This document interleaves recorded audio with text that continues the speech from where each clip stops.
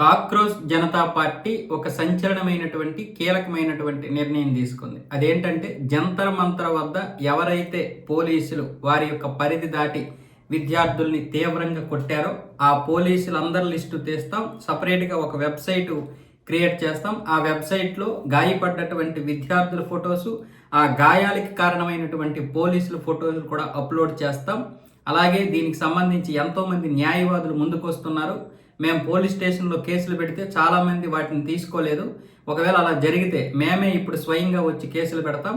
ఒకవేళ అప్పటికీ కూడా పోలీసులు తీసుకోకపోతే కోర్టుల ద్వారా మేము న్యాయం జరిపిస్తాం, కోర్టుల ద్వారా మేము పోరాడతాము, కోర్టుల ద్వారా అన్నీ చేసుకుంటామని చెప్పి ఇప్పుడు సిజేపీ వ్యవస్థాపకుడైనటువంటి ఈ ఫౌండర్ అభిజిత్ దీప్కే అలాగే మిగతా వాళ్ళు కూడా ఈ సంచలనమైనటువంటి నిర్ణయం తీసుకున్నట్లుగా చెప్తున్నారు. అలాగే మరి అదే పోలీసులు ఎవరైతే ఈ విద్యార్థులు కొట్టారో మరి వాళ్ళు విద్యార్థులా లేకపోతే రౌడీలా అన్న విషయం మీద కూడా వాళ్ళు కూడా పోలీసులు అప్లోడ్ చేస్తారు, అదే ఫోటోలు అప్లోడ్ చేస్తారు. ఆ ఫోటోలు కూడా చూసి వాళ్ళు ఎంక్వైరీ చేస్తారు. వాళ్ళు కూడా పోలీస్ స్టేషన్లో కేసులు నమోదు పెడతారు, అంటే నమోదు చేసుకుంటారు. వాళ్ళు కూడా కోర్టుల ద్వారా పోరాడతారు. వాళ్ళకు కూడా సపరేట్గా ఒక న్యాయ వ్యవస్థ ఉంటుంది. ఆ న్యాయ వ్యవస్థ ద్వారా పోరాడతారు. ఇప్పుడు పోలీసులు కొట్టారు కాబట్టి విద్యార్థులు కొట్టారా, లేకపోతే విద్యార్థులు కొట్టారు కాబట్టి పోలీసులు కొట్టారా, దీనికి చెల్లె అని నేను చెప్పడం లేదు. కానీ ఇందులోకి దూరినటువంటి రౌడీల్ని మీరు ఎందుకు కాపాడుతున్నారు?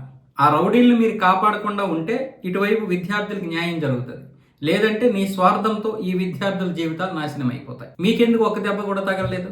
విద్యార్థులకి ఎందుకు దెబ్బలు తగిలాయి? విద్యార్థుల మీద ఎందుకు పోలీసులు కొట్టారు? పోలీసుల మీదకి ఏ విధంగా రాళ్ళు రువ్వారు? మొదట కర్రలు దూశారు. అసలు ఆ సీసాలు ఎక్కడి నుండి వచ్చాయి? వాటర్ సీసాలు. సరే, అక్కడ ఉన్నటువంటి ఒక పెద్ద లారీ, రాళ్ళ లారీ, అది గవర్నమెంటే పెట్టింది, లేదంటే పోలీసులే పెట్టుకొని మా మీద నిందలు మోయడానికి చూపిస్తానన్నారు. ఓకే, కానీ రాళ్ళు విసిరింది ఎవరు? మీరే కదా. ఆ లారీలో ఒక్క రాయి కూడా ఎవరూ తీయలేదు. పోలీసులు కూడా ఇది పెద్ద ప్లాన్ జరుగుతుందని చెప్పి ఆ రాళ్ళకి కాపలా కాశారు ఆ లారీకి. ఎందుకంటే అందులో రాళ్ళు తరిగాయంటే ఖచ్చితంగా పోలీసులు తీశారని అంటారు. మరి అక్కడ రాళ్ళు తరగకుండానే ఇక్కడ ఎలా రాళ్ళు వచ్చాయి? పోలీసుల మీదకి ఎలా వచ్చాయి? అంటే ఈ బ్యాగుల్లో తెచ్చుకున్నది ఎవరు?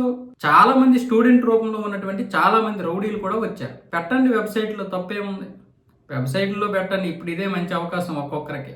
న్యాయవాదులు వస్తారు, అందరూ మీకోసం ఇప్పుడు వస్తారు. ఎలాగో ఈ బీజేపీని 15 సంవత్సరాలు ఏమీ చేయలేకపోయాము అంటే ఇప్పుడు 12 సంవత్సరాలు అయిపోయి మరొక 3 సంవత్సరాలు ఉంది కాబట్టి ఇదే మంచి అదును. ఎలాగో ఇప్పుడు సిజేపీ వాళ్ళు చేసినటువంటి ఇది ఎవరూ చేయలేరు, అటు కాంగ్రెస్ కూడా తన వల్ల కాలేదు కాబట్టి ఇదే మంచి అదును. ఇక బీజేపీని ఎలాగైనా దించేయాలి. బీజేపీని కనుక దించకపోతే మన ఆటలు సాగవు. మనం అనుకున్నది ఏది సాగడం లేదు. అసలు చివరికి ఈ ఫండింగ్ ఏదైతే ఉందో, ఫారెన్ నుంచి రాబోతున్నటువంటి ఫండింగ్, దాన్ని కూడా ఈరోజు బీజేపీ ప్రభుత్వం ఆపేస్తుంది. ఆ ఫండింగే రాకపోతే ఇక్కడ మన కడుపులు ఎలా నిండుతాయి? మన మత మార్పిడులు ఎలా సాగుతాయి? మన దేశ విద్రోహ శక్తులు ఏ విధంగా బ్రతుకుతారు? ఇప్పుడు ఆ యొక్క ఫండింగ్ ఆగిపోతుందని చాలా మంది పెద్ద పెద్ద పాస్టర్లు భయపడిపోతున్నారు. ఆ బిల్లు కనుక పాస్ అయితే పరిస్థితి ఏంటనే అదే ఈ యొక్క నీట్ పరీక్ష లీక్ని ఉపయోగించుకుంటున్నారు అందరూ. తల్లిదండ్రులు కూడా గుమ్మూసేస్తున్నారుగా. అసలు మీరు దేనికి నిరసనలు చేపడుతున్నారు, ధర్నాలు చేస్తున్నారు? కానీ మీరు అది ఎటువైపు వెళ్తుంది? సీతారాముల్ని తిట్టాల్సిన అవసరం ఏంటి? వాళ్ళ మీద జోకులు వేయాల్సిన అవసరం ఏంటి? 370 రద్దు గురించి మాట్లాడడం ఏంటి? కశ్మీర్ గురించి మాట్లాడడం ఏంటి?